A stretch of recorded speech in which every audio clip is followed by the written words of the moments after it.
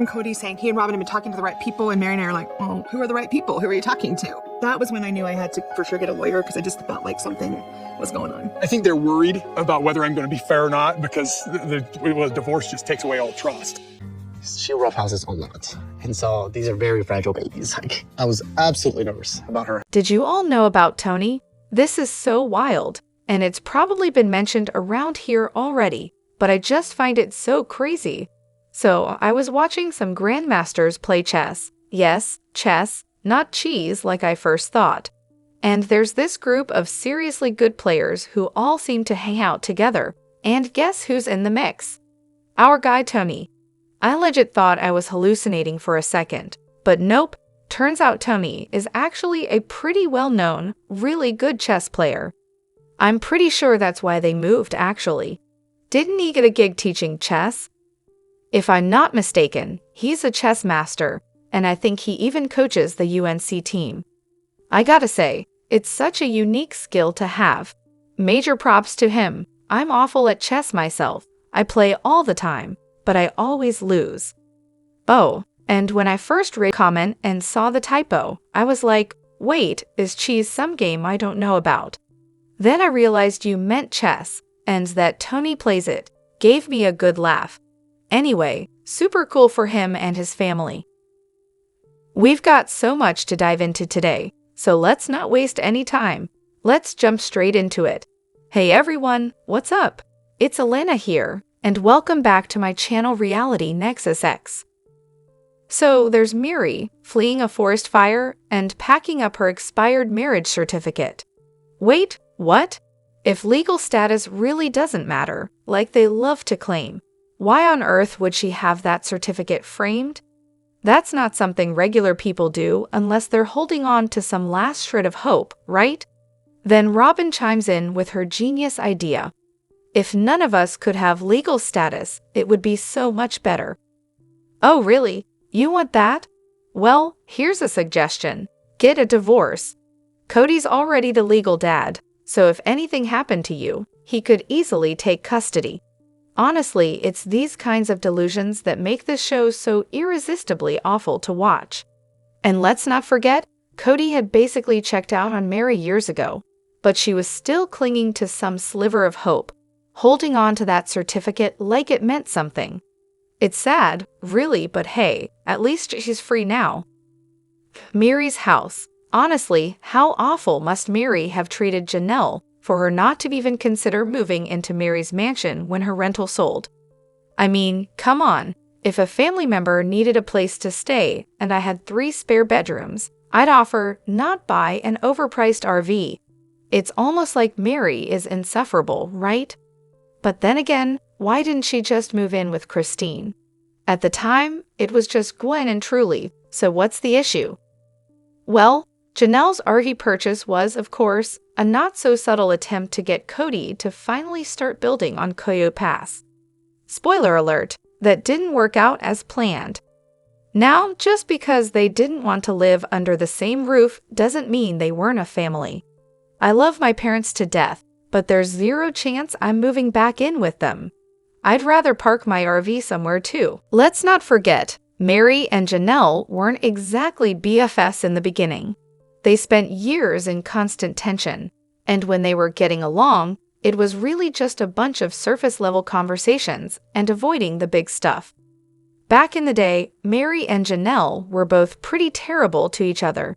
2 early 20s women, both married to the same guy trying to figure it out. Meri gave Janelle grief about housekeeping, and Janelle basically told Meri she hoped she never got pregnant and was glad she could just be herself. Sure, both women have grown since then, but let's not pretend that kind of history just disappears. It leaves a mark, no matter how much time has passed. Meri. After all the drama about getting that B&B, the endless talk about keeping the house in the family, the remodeling, and the whole carriage house saga, now she's suddenly hinting at shutting the place down. Really? It's like déjà vu with the French doors and wet bar nonsense all over again. I thought this B&B was supposed to be her pride and joy, but now that her cook is retiring, she's talking about throwing in the towel. I'm guessing the real reason is money, because, let's be honest, when hasn't it been? But hey, I know Meri has a loyal fan club, so let me be clear. I do understand she never wanted to run the B&B herself. That wasn't the plan. She wanted others to do the work while she reaps the rewards. But here's what doesn't make sense. She put all this effort into the property, even moved in, and started embracing it as a business. And now, after one cook retires, she's ready to close up shop. Why not just hire someone else and keep the cash flow going? It feels more like she's realizing it's not worth it than some grand shift in her life. And honestly, I don't get this obsession with keeping it in the family when it's pretty clear no one in the family even cares about it. If she's happy, fine, but I never really bought that she was genuinely happy with that purchase. It seemed like she was trying to fill some emotional gap that Kody and the family weren't addressing. I tend to be more practical about things, like Chanel, for example. Here's my unqualified opinion. I don't think Meri ever wanted to run a B&B. I think she wanted the house, and now she'd rather just live in it. At one point, the B&B made sense for her mom, but circumstances have changed, and now Meri's plans are changing too. Absolutely. It's pretty clear that Kody, and at least some of the wives, have indulged in a little enhancement. Let's break it down, shall we? Kody? Well, he's definitely had some Botox and fillers. There's no way those smooth forehead lines are natural. And the chiseled abs, please, I'm guessing those are courtesy of a steady steroid regimen. But seriously, someone booked this man a one-way flight to Turkey for a hair transplant. Those 2 strands on his head are barely holding on for dear life. As for Robyn, I'm thinking a boob job is a safe bet. They didn't look quite like that before, did they? And let's not forget, Christine had her own little post-Kody glow-up. Gwen spilled the beans on the boob job and tummy tuck. Good for her. Who doesn't love a good mommy makeover? Meri, on the other hand, looks amazing. Those new teeth, the Ozempic diet, and let's be real, her trusty tanning bed have done wonders. Oh, and don't forget about the Botox. She's practically glowing. If Janelle's had any work done, though, I'm stumped. She's a mystery. Now Meri, she's been all over the fillers, plus maybe a little liposuction after shedding some pounds. Bonus points for Kody not even getting to see her new assets. That's gotta sting. Honestly, I think they've all had some work done. If I was on TV, I'd be in the plastic surgeon's chair every week. But Meri, Botox, microbladed eyebrows, she looks better now than she did in her wedding photos. No more furrowed brow for her. Kody, on the other hand, might be getting a little too friendly with the filler and lip injections. He's starting to look like he's been hitting the bottle a little too hard. Robyn? Definitely some Botox. Occasionally, her eyes look like they're on strike, but it might just be those huge fake lashes and brows trying to do the heavy lifting. And those boobs? Yeah, it's not just weight gain, they're definitely new. Christine's changes are a bit subtler, maybe some Botox or an eye lift. Hard to tell. But honestly, I think the biggest difference is she's finally out of that joyless marriage. That'll do wonders for a woman's face. And then there's Janelle. I genuinely have no idea what's going on with her, but I'm sure there's something under the surface.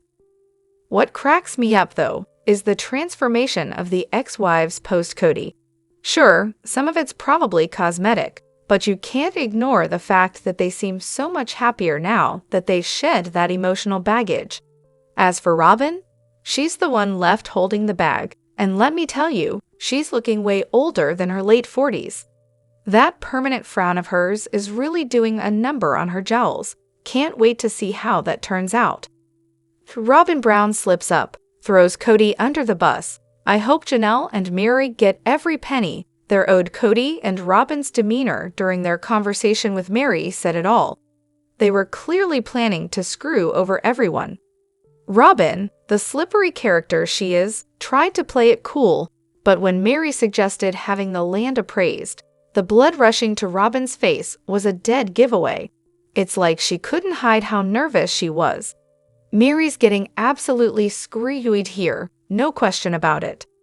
Here's the thing, Kody and Robyn do not want that land appraised. Why? Because an appraisal would show exactly how much Janelle and Meri are owed when the land is sold. It's pretty obvious that if Kody wants that land so badly, he should just buy out the women he was once married to, the ones who had his children. Honestly, what a jerk move. The most telling moment in that conversation came when Meri casually suggested getting the land appraised to figure out how to divide it fairly. Kody, being the genius he is, replied with, "Well, maybe we'll just have a developer buy it all, and we'll split it 4 ways." That's when Robyn jumped in, immediately shutting down the idea of selling. Why? Because she knows full well that if a developer buys the land, they'll have to get an official appraisal. And that would expose just how much Janelle and Meri should rightfully get. Robyn's still clinging to the fantasy that they can just decide the value of the land themselves and hand out a sliver to each wife based on whatever piece of paper they can twist. The pieces would be divided like this: 1 piece for Kody and Janelle, another for Kody, Janelle, and Meri, and then the remaining 2 would be all Kody and Robyn's, with no real fair division. Kody would pocket the money from those first 2 pieces, while the other wives get next to nothing. Robyn is like those clueless people on Judge Judy who think they can outsmart the judge by preparing dumb answers to questions they haven't even been asked yet. It was completely random. We didn't even have time to think. Yeah, right. If the land's going to be divided equally, Robyn's got no say. Bye. Robyn and Kody really should be done with the show at this point. Nothing personal, but let's face it, what made the show interesting were the wives, the kids, and watching Kody try, and often fail, to balance it all. That whole dynamic sailed away the moment they left Las Vegas. Since then, their scenes have been a snooze fest. Honestly, this season has been a total drag. The broken relationships with the kids. Does anyone really want to watch Kody and Robyn's interactions? Because I sure don't. I've been skipping through their segments. The rest of the family, especially the women and kids, are way more interesting to watch. Bring on more of Meri, please. There's definitely a limit to how much whining and complaining about how unfair everything is I can handle. The other 3 wives are far more engaging, and their storylines have way more potential. Honestly, I've been ready for Kody and Robyn to exit for a while now. The show used to have a light, positive vibe, showing that polygamy could work with the right group of people and a good sense of humor. Now it just feels draining, infuriating, and it's honestly proven to me that it's all falling apart. If the show focused on Janelle, Christine, Meri, and the kids who actually want to be a part of it, I'd be totally fine with that. Robyn and Kody back at it again with their perfectly scripted drama. This time, they're having another heartfelt conversation, blaming everyone but themselves for the breakdown in their relationships with most of the family. Kody, in typical fashion, goes on a tear, whining, "I didn't do anything wrong, so why are my kids hostile toward me?" Robyn, ever the supportive partner, casually throws out, "You don't know what the kids have been told," as if the children are just puppets who repeat whatever's fed to them. Let's be real here. The kids are grown adults, fully capable of forming their own opinions. When they talk to their dad, they're not parroting some scripted nonsense. They're sharing their feelings.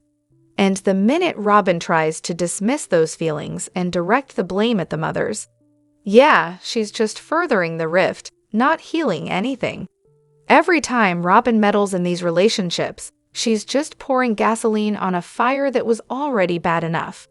But hey, who needs to actually parent Kody's kids when she's so busy protecting her own image, right? Take Ariella, for instance. She's having an emotional moment, and Kody has to sit there and listen, like a father should. But when it comes to his other kids, oh, it's a whole different ballgame. Unless they're telling him he's the greatest dad to ever walk the earth, they're just not allowed to speak. Everyone else, well, they can just go take a hike. Classic Kody. And the best part? Kody throws a tantrum, yelling about how he tried to call him, but never actually names who him is. It's all a convenient attempt to paint a picture of effort. But we all know the truth. He's not making any effort. Not really. The man couldn't even bother to make an effort to love his kids unconditionally. That much is clear. But don't worry, Kody, your desperate attempt to fix your image just made it 1,000,000 times worse. You've outdone yourself again. Will Kody and Robyn go broke? Well, if the show wraps up soon, and let's be real, who even knows how much longer it can drag on? It's hard to see how they won't. Kody's biggest fear, after all, is running out of money, and frankly, with their current trajectory, he might be right to worry. The other wives are in better positions, though. Meri has her MLM, social media presence, and property. Christine's got a new husband to help her out. Janelle might have a tougher time with all the grief she's dealing with, but she still has some stability. Then there's Kody and Robyn. What are they going to do? Start an influencer business when everyone already can't stand them.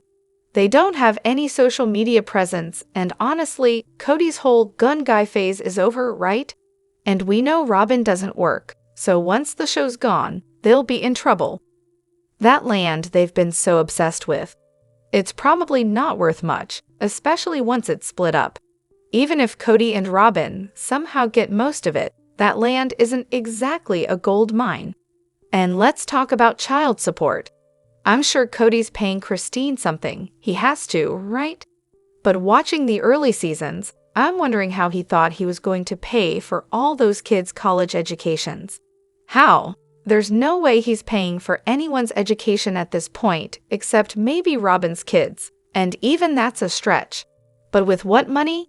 Remember when he cashed out his retirement to buy those houses in Vegas? All for those family businesses that failed miserably. Yeah, that didn't pan out.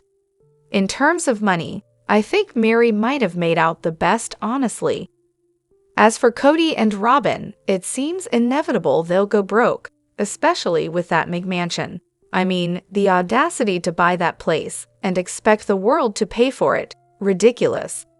The debt's going to pile up, they'll be house poor, and on top of that, they'll still want to stay in the spotlight, complaining about how their lives have dramatically changed. Even with the show, how will they sustain their lifestyle? They're making way less than they used to, and now they're supporting 5 adults and a couple of kids. All 5 have new, expensive cars, plus insurance, college, and the rest of it. So, what's the solution? Maybe they sell everything and move again. Or maybe Kody convinces some younger woman to marry him, someone with money, or at least a willingness to work and support them. Honestly, though, without the other wives on the show, Sister Wives is just down to 1 wife, unless Kody somehow manages to bring in another. But let's be real, no one wants to watch Kody and Robyn bumble around their messy mansion, doing absolutely nothing of interest. Let me know what you think in the comments.